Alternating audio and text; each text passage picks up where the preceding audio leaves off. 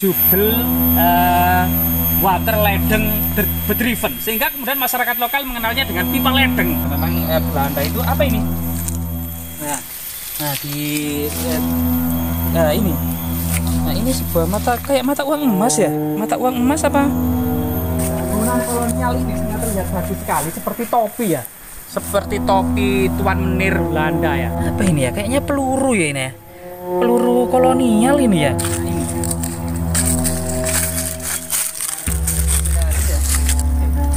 Ada kotoran apa? Atau kotoran monyet ini ya? Wah, ini masih ada hewan-hewan di sini berarti. Kita harus hati-hati ya.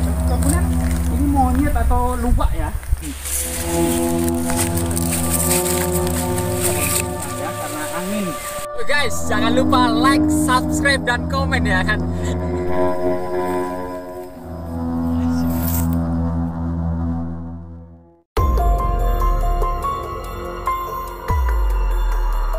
Perusahaan air minum pada masa kolonial, yaitu water ledeng bedriven atau dikenal dengan sumber mata air jubel ini, jubel water ledeng bedriven, sehingga kemudian masyarakat lokal mengenalnya dengan pipa ledeng atau kemudian ya pipa-pipa besar itu. Pipa miliknya artinya pipa water ledeng, yaitu pipa miliknya perusahaan air minum kolonial Belanda. Mari kita susuri ya.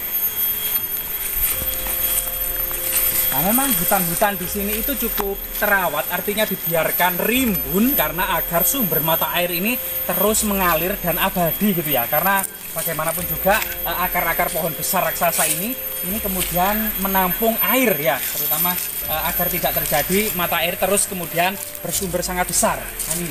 Nah, ini salah satu bangunan kolonial ini ya. Nah, di dalamnya itu ada semacam gantang-gantang besar. Ini untuk mencampur air pada masa-masa tertentu itu dengan kapur. Jadi kapur dicampur dengan air dari sumber itu, sehingga kemudian pipa ledeng yang besar itu yang mengalir sampai kemudian Surabaya itu pada masa-masa tertentu itu untuk mematikan bakteri-bakteri dan penyakit, yaitu dicampur dengan kapur. Nah, naik ke atas sana sini. Ya memang bangunan di sini memang gaya kolonial ya. Pada tahun-tahun itu, tahun 1929 itu memang seorang insinyur Belanda yang sangat ahli, namanya Insinyur Rietsman itu ya, itu memang dipekerjakan untuk membangun berbagai macam instalasi air. Mungkin juga arsitekturnya ini juga dari Surabaya, kemungkinan juga Inspektur Rietsman juga kemudian. Nah ya, di sini coba gaya kolonial ya, rumah-rumah Belanda. Nah, ini gaya-gaya seperti ini kalau kita lihat itu di area Jembatan Merah Surabaya itu banyak hotel-hotel yang bergaya seperti ini. Luar biasa sekali. Untuk saat ini memang ada perbaikan ya, dari gemboknya ini kemudian sudah diganti yang baru, kemungkinan juga pintu kayunya ini juga mungkin diperbaiki atau kemudian cuma dicat saja ya, lubang-lubangnya itu tidak. Memang Belanda itu apa ini? Nah di ini, nah ini sebuah kayak mata uang emas ya, mata uang emas apa? Oh iya, ini adalah mata uang terkecil era kolonial kelihatannya, karena ini ada simbol mahkota kerajaan Belanda. Ya, tahunnya ini kelihatan apa enggak ini ya? Tahunnya sayang, tahunnya ini sudah tidak kelihatan lagi ini tahunnya ini. Nah ini, dan di baliknya ini ada aksara Arab kelihatannya ini ya. Yang tengah ini Arab, yang pinggir-pinggir ini Jawa. Nah ini kemungkinan ini memang mata uang koin terkecil ya yang dikeluarkan pada masa kolonial Belanda ini. Luar biasa. Apakah ini juga ada campuran emas ya, kok kelihatan ada kayak emas-emasnya gitu ya? Ya kita tidak tahu ya, membutuhkan penelitian. Nah memang simbol Belanda ini ya, ini memang kita pernah dijajah oleh pemerintah kolonial Belanda. Memang gaya arsitektur Eropa ya seperti ini ya. Nah ini luar biasa ini. Gaya ini memang sangat rumput ya, kita harus hati-hati. Mungkin ada apa, ular atau apa ya. Nah kita tumbuhi semak-semak belukar di sini. Nah di sini ada tangga. Nah di sini ada tangga. Nah tangga masuk. Nah di sini luar biasa arsitekturnya ini, sangat luar biasa. Ini terbuat dari batu loh ini. Jadi ini yang dicat ini ya saat ini dirawat ya oleh PDAM ya Kabupaten Mojokerto. Ini batu yang ditata kemudian dengan apa namanya arsitektur dan tukang yang ahli ya pada masa kolonial tersebut. Coba kita keliling-keliling ke bangunan yang lainnya ya. Nah, di sini juga ada rumah, kemungkinan di sini pos jaga pada masa kolonial ya. Nah, saat ini memang lantai tekonya apa? Ubinnya ini masih asli kelihatannya. Nah, ubinnya, kayu-kayunya ini masih asli. Kemungkinan ini asli, cuman kemudian dicat baru ini ya. Nah, ini yang salah satu ada gedung yang lain ini. Kemungkinan ini gudang. Kemungkinan yang ada di sini gudang. Oh, ini sudah dilengkapi dengan apa? WC umum dan keran ya. Nah, ini airnya sangat jernih, memang salah satu air yang dari mata air Jubel ini ya. Nah, ada kerannya, cuman memang kelihatannya. Nah, di sini ternyata juga dilengkapi dengan kamar mandi dan WC. Nah, bersih kok kamar mandinya, ini bersih cuman, dan bersih juga kamar mandinya ini di tengah hutan loh ya. Dan kamar kecil juga ada, tapi kelihatannya memang tidak pernah dipakai ya, karena memang jarang kemudian manusia masuk sini. Coba kita kembali saja ya. Nah, di situ ada buah-buah apa ya, bagus itu. Nah, ini itu. Nah, dari sini bisa kita lihat ya, ternyata bangunan kolonial ini sangat terlihat bagus sekali, seperti topi ya, seperti topi Tuan Menir Belanda ya. Tuan Menir memang seperti Tuan Menir Belanda ini. Wah, luar biasa sekali memang. Di antara rimbunannya hutan Jubel ini ada bangunan yang kelihatannya memang apa ya, kenapa ya kita menjadi tanda tanya ya, kenapa kok begitu rimbun seperti ini ya. Nah, begitu rimbun. Nah, di sini memang pasir ya, pasir lah. Ini ada apa ini? Nah, ini ada apa ini? Apa ini ya, kayaknya peluru ya ini ya. Peluru kolonial ini ya, kok sebesar ini ya.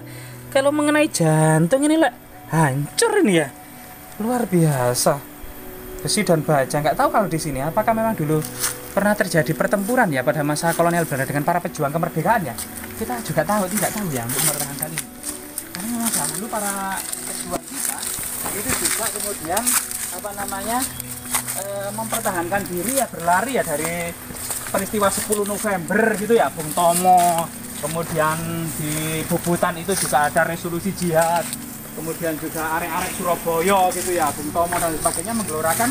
Nah, kemudian pertempuran selama sekitar 28 hari yang diprediksi oleh apa namanya pasukan sekutu dan Nica. Nica itu sebenarnya adalah Netherlands Indische Civil Administrasi, atau kemudian pemerintah kolonial yang ada di pengungsian. Jadi ketika Indonesia atau Hindia Belanda ya, sebelum ada Indonesia ya, sebelum kemerdekaan diduduki tentara Jepang, jadi pemerintah kolonial Belanda itu mengungsi ke Australia, ke Brisbane. Jadi pemerintahan para pemerintah termasuk menteri-menterinya di Brisbane ini kemudian dinamakan dengan NICA, yaitu Netherlands Indische Civil Administrasi, atau pemerintah kolonial Belanda di pengungsian ya yang ada di Brisbane. Nah, itu karena memang ini masih diduduki pemerintah Jepang, diduduki pendudukan Jepang.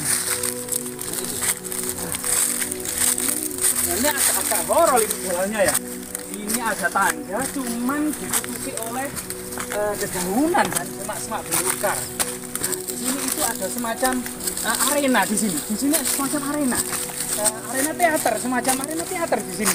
Tapi memang arsitektur Belanda ya, itu luar biasa. Tapi ini tidak hanya semacam arena teater yang memang agak horor ya, rimbun dan sebagainya ini. Nah, kemungkinan di situ dulu ada pertunjukan, kemudian para penonton di sini. Nah, ini apa semacam ini atau tempat duduk di sini. Nah, cuma ini sebenarnya fungsinya adalah untuk menahan longsoran. Jadi di sini untuk menahan longsoran dari tebingnya sini. Nah, ini ada pohon-pohon besar di situ, pohon mati, juga ada beberapa pohon tumbang. Nah, di sini ini di dalamnya ini sebenarnya adalah sumber mata air yang sangat besar ya, yang waktu itu dikelola oleh pihak kolonial Belanda ya.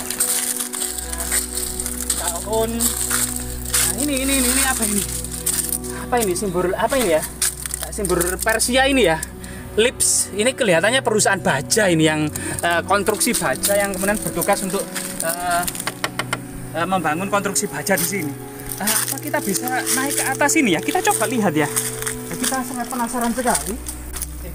Ini ada kotoran apa? Apa kotoran monyet ini ya? Wah, ini masih ada hewan-hewan di sini berarti. Kita harus hati-hati ya. Kemudian ini monyet atau luwak ya? Kita juga nggak tahu. Oh, di sini itu kemungkinan jalan juga, tapi sangat kuat loh ya. Ya, memang ini dari angka tahunnya angka tahunnya ini memang ya dibangun pada tahun 1000 atau diresmikan tepatnya itu ya pada tahun 1929. Jadi sebelum memang Indonesia merdeka, masa kolonial Belanda ini, sebelum pendudukan Jepang. Dan memang targetnya Belanda waktu itu ya, itu Carda itu waktu itu menjadi gubernur jenderal Hindia Belanda pada masa-masa kemerdekaan itu mengatakan gitu ya. Belanda itu sudah 300 tahun loh menjajah Indonesia dan akan 300 tahun lagi tetap menjajah Indonesia. Itu kesombongan pemerintah kolonial Belanda. Tetapi kemudian Allah berkehendak lain ya, karena memang masyarakat pribumi itu sangat keramat gitu ya, masyarakat yang sangat sederhana dan lain sebagainya ini. Ternyata kemudian adanya pasukan Jepang waktu itu menilik dari ramalan Jayabaya bahwasanya bumi Jawa akan dibebaskan oleh orang-orang KT, yaitu semacam ayam KT itu kan ayam kecil, yaitu orang-orang yang pendek gitu ya. Nah itu kemudian bersenjatakan tebu hitam, nah gitu. Mungkin kan itu waktu itu kan senapan ya, senapan tebu hitam. Tapi kemudian kosakata di ramalan Jayabaya itu adalah tebu hitam. Ya ini salah satu kemudian luar biasa ya, kita bisa mengambil pelajaran jejak kolonial. Cuman dari segi arsitektur ya, sain dan arsitekturnya ini sebenarnya cukup baik.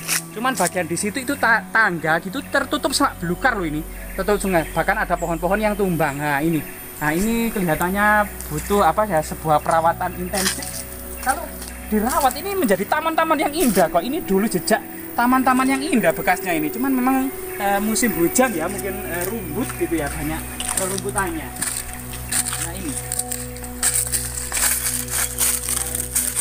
Ya. Oh di sini ada apa ini ya? Perdupaan apa ini ya? Iya, jejak perdupaan. Mungkin batu ini mungkin batu keramat ini. Jadi ini batu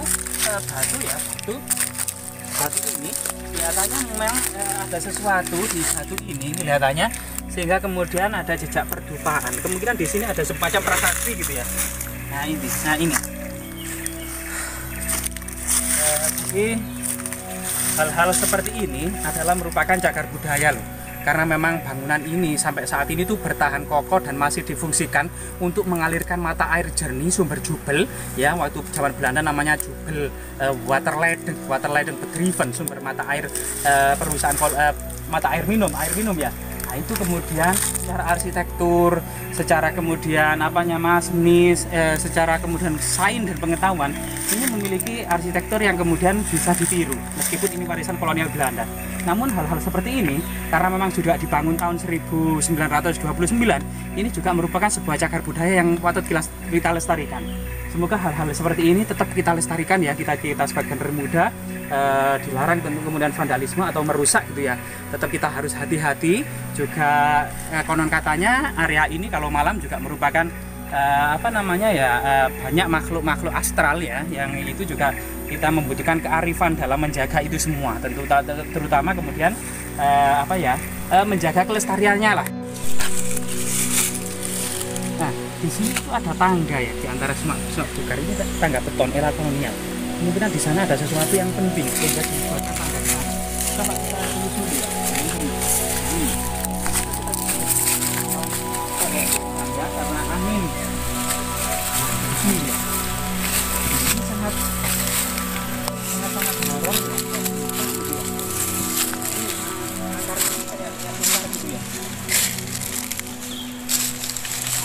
Ini ada jalan setapak ini. Tapak, coba kita lihat apakah kita akan menemukan prasasti atau juga peradaban masa purba ya. Di sini itu ada suara air yang besar. Oh di sini ini ada sesuatu hal, tapi ini tertutup. Ini ada orang nebang pohon tadi, setelah nebang nggak dibersihkan. Coba ini ada bangunan yang aneh ini, sesuatu ya. Sesuatu ya. Oh ini juga sumber mata air.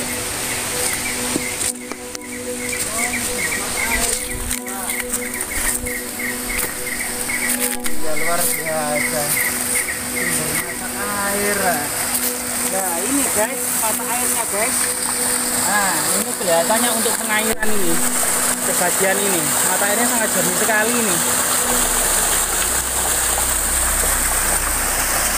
Batu-batunya juga aneh-aneh di sana itu ya. Ada yang bulat, ada yang kotak ya. Memang hutan memang, bukan belantara. Kita kembali coba kita kembali menengok kesejarahannya ya, kesejarahannya. Jadi memang adanya masalah tentunya ada solusi. Jadi mata air sumber Jubel ini gitu ya, tepatnya berada di hutan Jubel. Jadi sebelahnya kalau di situ itu desa Nogosari, di sana itu desa Kembang Belor yang ada pondok pesantrennya besar itu. Nah itu tepatnya di Kecamatan Pacet, Kabupaten Mojokerto. Nah ini dulu merupakan solusi dari wabah kolera yang pernah menjangkit Surabaya. Jadi banyak kemudian orang-orang Eropa dan orang-orang lokal juga itu ya, yang kemudian meninggal karena wabah kolera yang merebak. Termasuk kemudian flu Spanyol, jadi flu Spanyol dan kolera. Sekitar memang setelah Perang Dunia I itu wabah kolera dan flu Spanyol itu hampir menjadi wabah dunia, hampir seperti saat ini. Tapi kemudian pemerintah kolonial Belanda berusaha mencari solusi. Ternyata salah satunya adalah diduga Sungai Mas yang ada di Surabaya itu sudah tercemar. Jadi konsumsi sehari-hari untuk air minum itu kemudian membutuhkan mata air yang dari lereng Gunung Welirang ini. Kemudian solusi yang efisien adalah dari berbagai mata air yang ada di lereng Gunung Welirang ini kemudian di sumber Jubel inilah di Desa Kembang Belor, Kecamatan Pacet, Kabupaten Mojokerto dipilih untuk dialirkan ke Surabaya. Yang saat ini kemudian beralih ke Mojokerto, untuk dialirkan ke Mojokerto menjadi dan dikuasai oleh PDAM Kabupaten Mojokerto.